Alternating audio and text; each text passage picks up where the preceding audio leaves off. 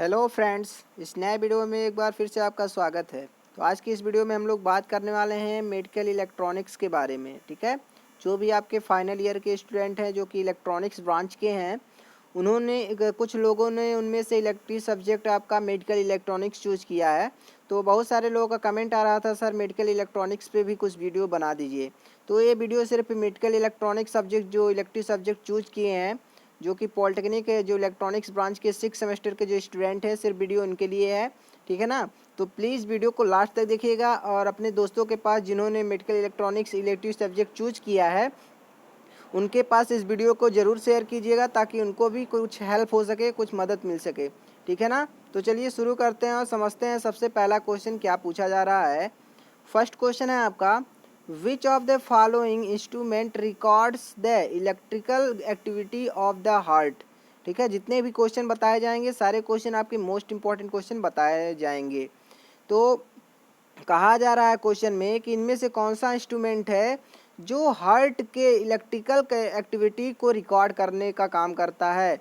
तो first option आपका ECG, second option आपका पीसीजी, थर्ड ऑप्शन आपका ईसीजी, फोर्थ ऑप्शन आपका ईईजी। ठीक है, तो यहाँ पे जो फर्स्ट ऑप्शन है वो क्या है आपका वीसीजी।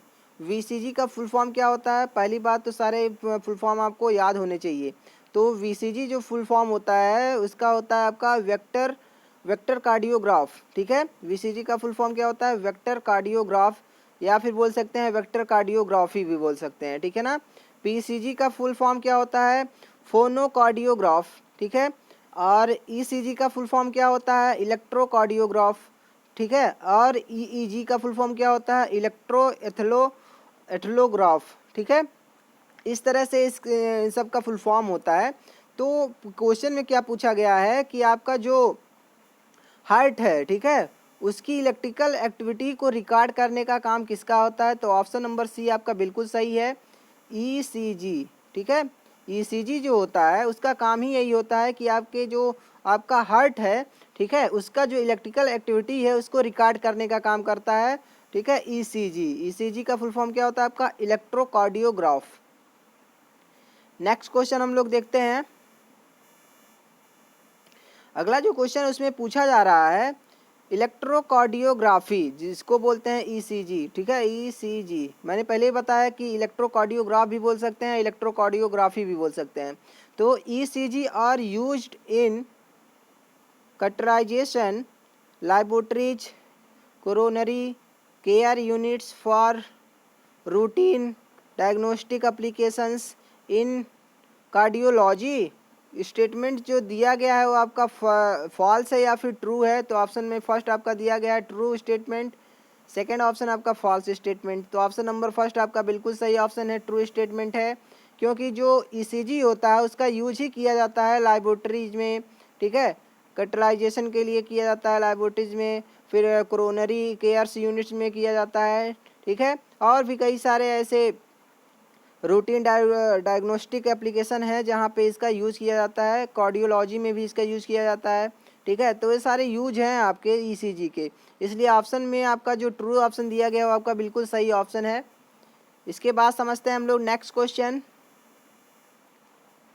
नेक्स्ट क्वेश्चन है आपका, who provides variable information about a wide range of cardiac recorders.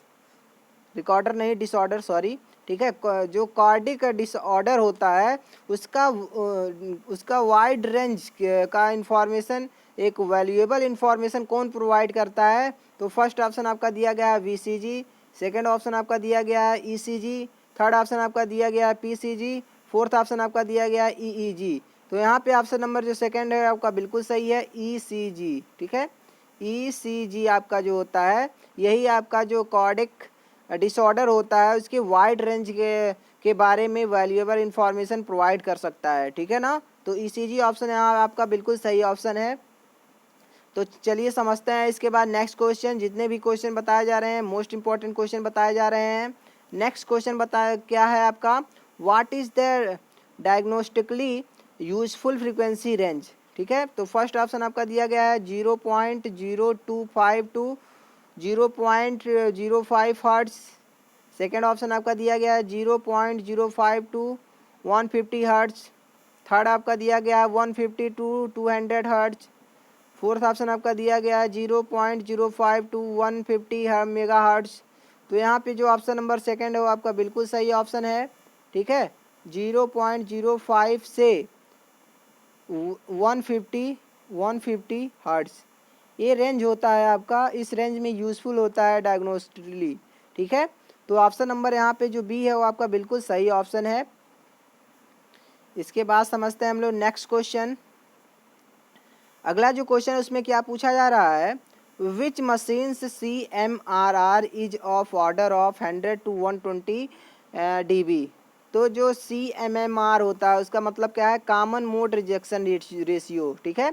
Common mode rejection ratio जो होता है किसी भी मशीन का, उसमें किस ऑर्डर में हो सकता है, ठीक है। तो जो आपका CMR है, CMMRR common mode rejection ratio है, अगर किसी मशीन में 100 टू 120 dB है तो किस मशीन में हो सकता है, किस मेडिकल इक्विपमेंट में हो सकता है। तो फर्स्ट ऑप्शन आपका दिया गया है VCG में, सेकेंड ऑप्शन आपका दिया गया है PCG में, थर्ड ऑप्शन आपका दिया गया है ECG में, फोर्थ ऑप्शन आपका दिया गया है ECG में। थर्ड ऑप्शन आपका EEG है, फोर्थ ऑप्शन आपका ECG है। तो ऑप्शन नंबर यहाँ पे जो फोर्थ है आपका बिल्कुल सही है, ECG। क्योंकि जो ECG होता है इसी में आपका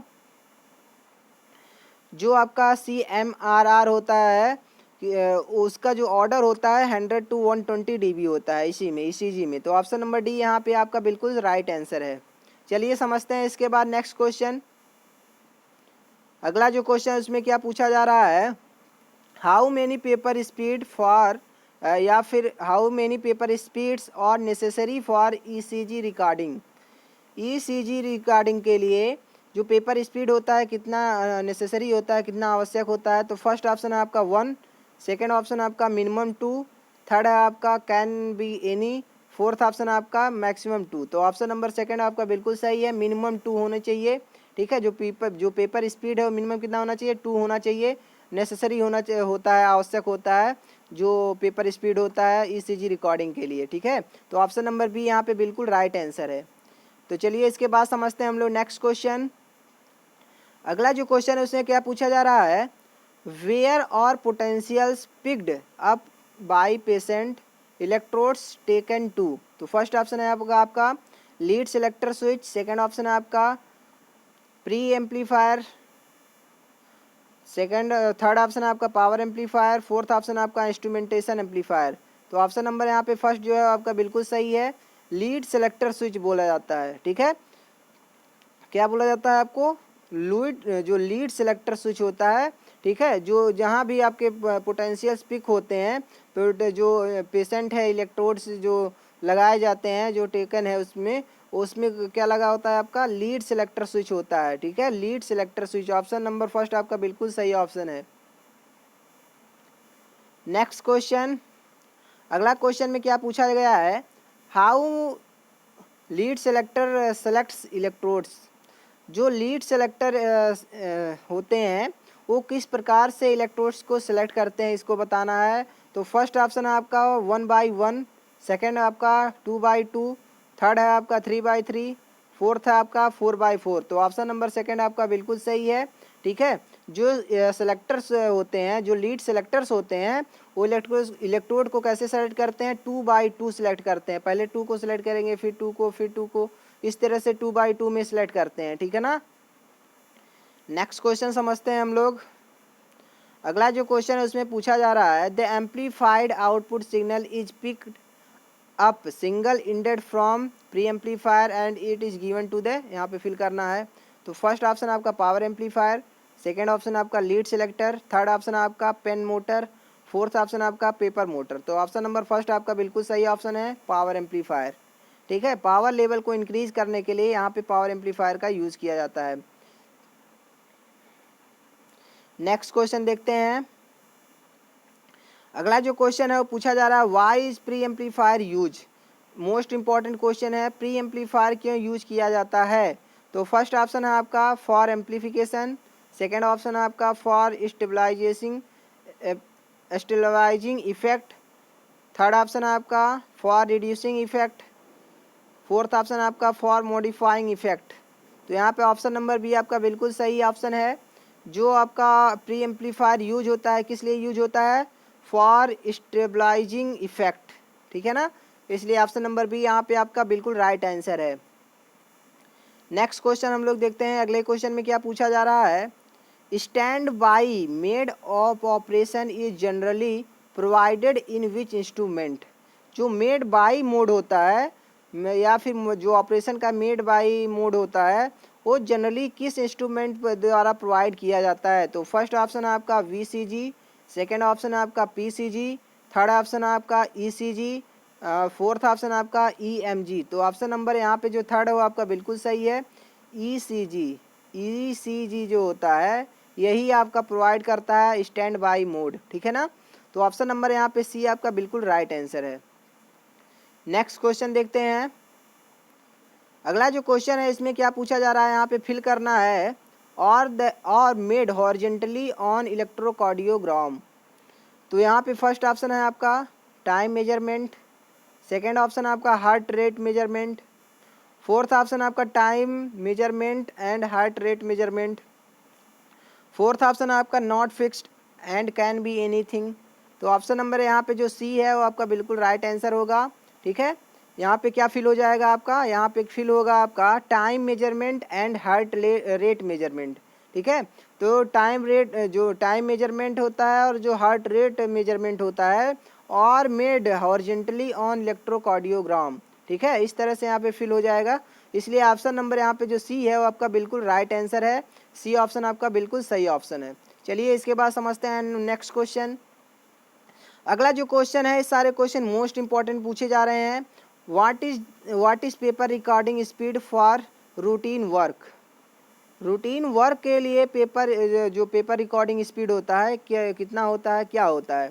तो फर्स्ट ऑप्शन है आपका 10 mm पर सेकेंड, सेकेंड ऑप्शन है आपका 15 mm पर सेकेंड, थर्ड ऑप्शन है आपका 20 mm पर सेकेंड, फोर्थ ऑप्शन आपका 25 mm पर सेकेंड। तो ऑप्शन नंबर यहाँ पे जो थर्ड है वो आपका बिल्कुल सही है, 20 mm पर सेकेंड, ठीक है, 20 mm प्रति सेकेंड। ये होता है आपका किसी भी रूटीन वर्क का जो पेपर रिकॉर्डिंग स्पीड होता है, ठीक है ना। ये नियर अबाउट है इतना। तो ऑप्शन नंबर यहाँ पे जो 20 mm पर सेकेंड दिया गया है आपका ऑप्शन बिल्कुल सही ऑप्शन है।